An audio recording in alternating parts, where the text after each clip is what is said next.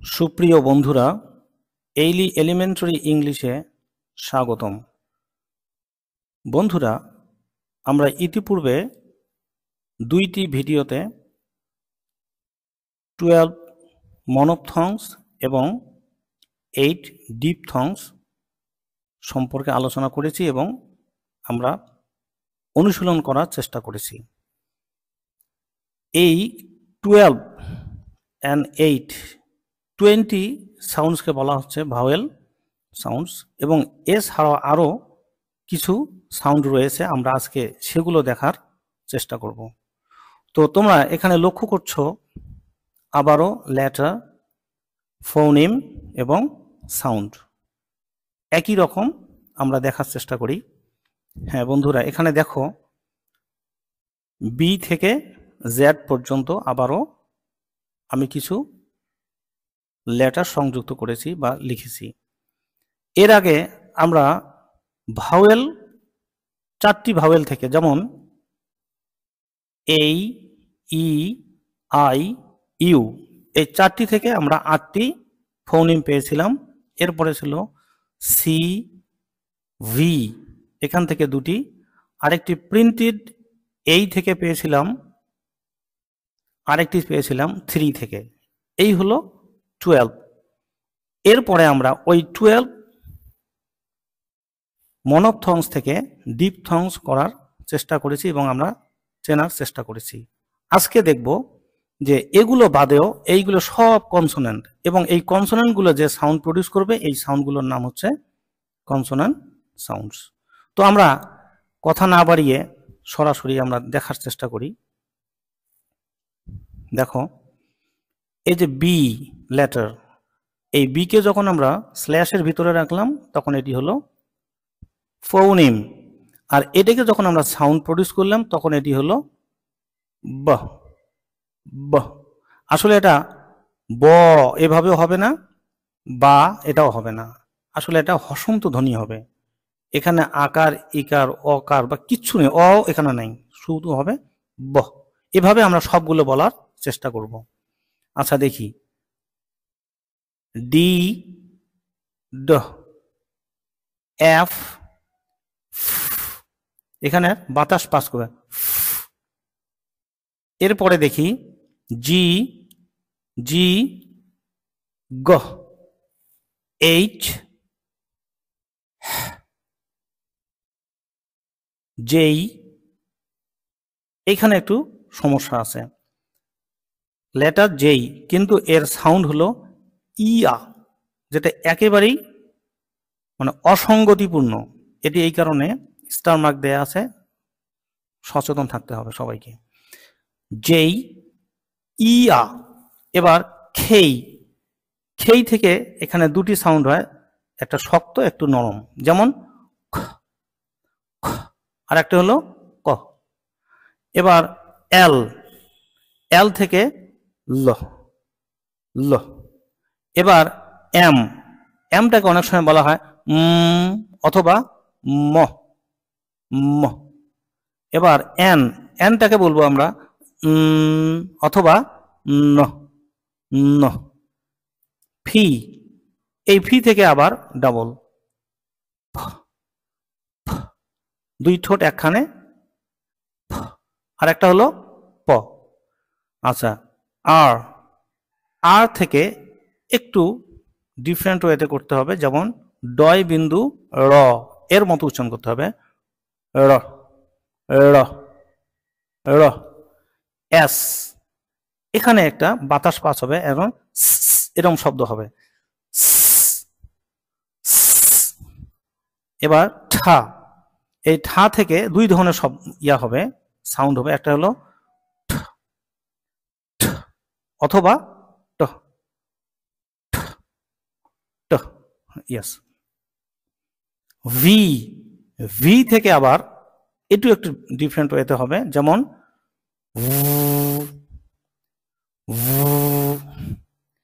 W, W থেকে এটি এর সাথে কিছুটা মিল আছে, মুখটা গোল হবে, হয়ে বমি করার মতো করে উচ্চারণ করতে হবে, ও, ও। এবারে আমরা দেখতে পাচ্ছি 3টি জেড, এই জেড থেকে 3 ধরনের ফোনিম আসবে এবং এর সাউন্ডগুলো একটু গুরুত্ব সহকারে আমাদের চর্চা করতে হবে। দেখো, প্রথমটি মোটামুটি সহজ,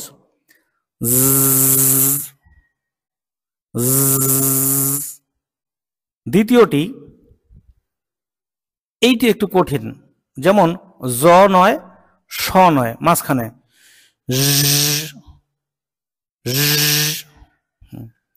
এবার শেষের জেড, এটি মোটামুটি ভালো, একটু শক্ত করে উচ্চারণ করতে হবে, যেমন জিভের মাঝখানটা তালুর সাথে লাগায় একটু শক্ত করে উচ্চারণ করব আমরা, যেমন চ চ। এগুলো অনেক সহজ। এরপরে দেখো, এতক্ষণ থেকে আমরা লেটার থেকে ফোনিম পেলাম, এবারে আরো 5টি ফোনিম রয়েছে যেগুলো লেটারের সাথে সরাসরি সম্পর্কিত নয়। যেমন এই যে এটাকে বলতে হবে থ না বলে একটু আমরা হসন্ত ধ্বনি বলবো, থ থ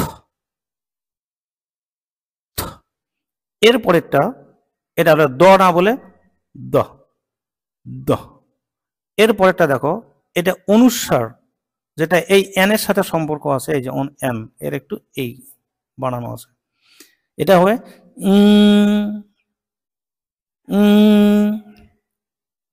এটা নাকে ওখান থেকে হবে, নাক দিয়ে।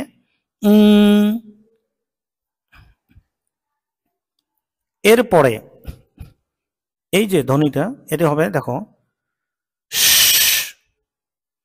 এটার শক্ত রূপ,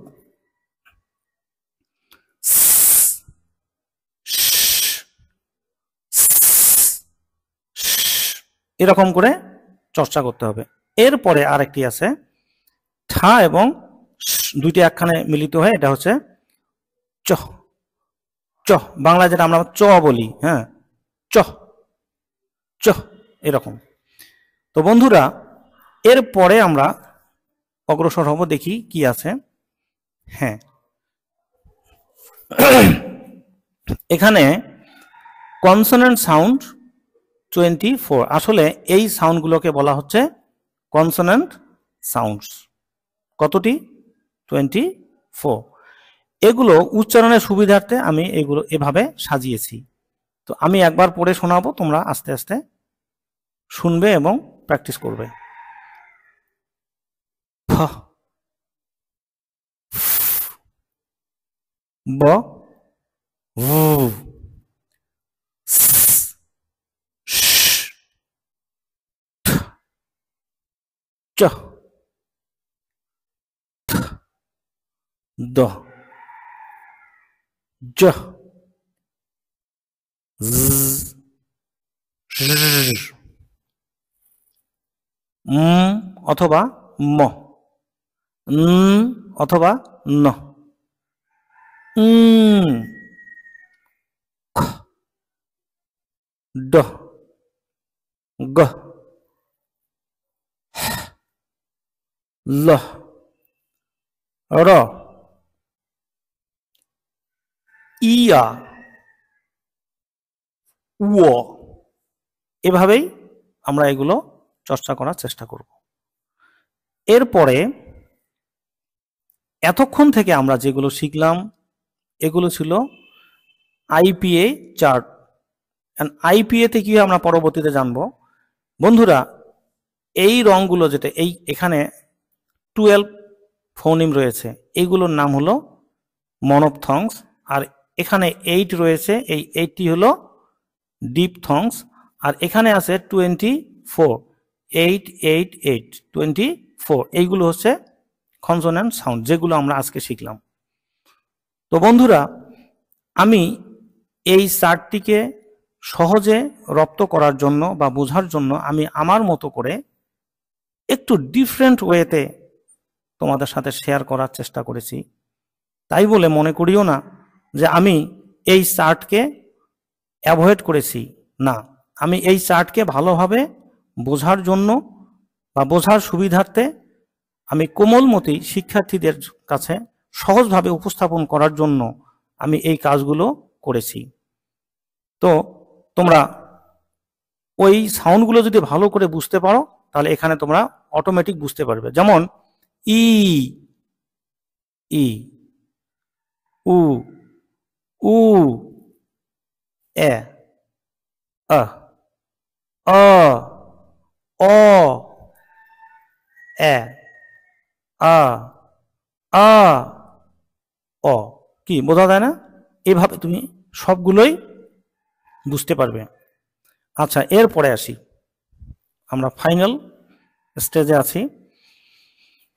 আমরা একটু আগে দেখলাম যে IPA এটি একটি এভ্রিভিয়েশন, আর এই এভ্রিভিয়েশনের ইলাবোরেশন হচ্ছে ইন্টারন্যাশনাল ফনেটিক অ্যালফাবেট।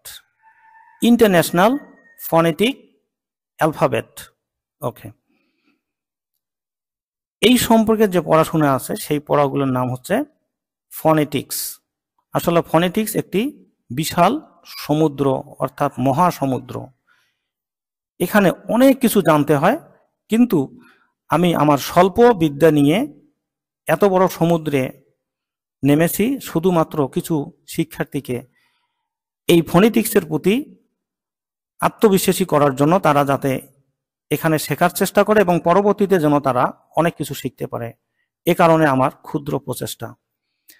এই ফনেটিক্স, দেখো, ফনেটিক্সের দুইটি রূপ, একটি হলো রিটেন ফর্ম আর একটি হলো স্পোকেন ফর্ম। আমরা রিটেন ফর্মকে বলছি ফোনিম আর স্পোকেন ফর্মকে বলছি সাউন্ড।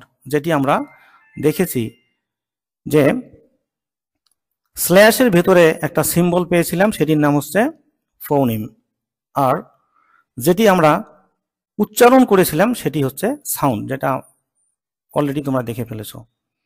এরপরে আসি এই ফোনিম বা ফনেটিক্স। এই ফনেটিক্সকে বোঝার জন্য এই ফোনিমগুলো দেখেছি। আমরা কতটি ফোনিম পেয়েছিলাম? 44।